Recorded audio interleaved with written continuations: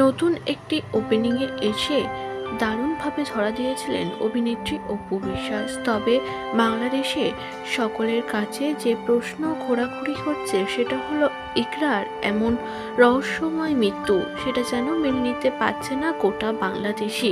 রাস্তায় নেমেছিল তাকে নিয়েও, অপু বিশ্বাসকেও সেই প্রশ্ন করা হয়েছিল। তবে অপু বিশ্বাস জানিয়েছে ইকরা যে সিদ্ধান্তটা নিয়েছে একজন মা হিসাবে এটা তার একদমই উচিত হয়নি, অন্তত সন্তানের কথা ভাবা উচিত। অপু বলেন ইকরা স্বার্থপরের মতো কাজ করেছে, সন্তানের কথা না ভেবে তিনি তাকে ছেড়ে চলে গেছেন। কোনো মার আসলে এই ধরনের স্টেপ নেওয়ার আগে তিনবার ভাবা উচিত। যদি উনি সিঙ্গেল থাকতেন আমি ডেফিনেটলি এখানে দুঃখ প্রকাশ করতাম, যেহেতু উনি একজন মা, সুতরাং উনি কষ্ট পেয়ে উনি চলে গিয়ে ফ্রি হয়ে গেছেন। কিন্তু যাকে কষ্ট দিয়ে গেলেন এই দুঃখটা কার কাছে ভাগাভাগি করবে, বা সেই মানুষটা কার কাছে সেই দুঃখ চাহিদাটা বলতে যাবে?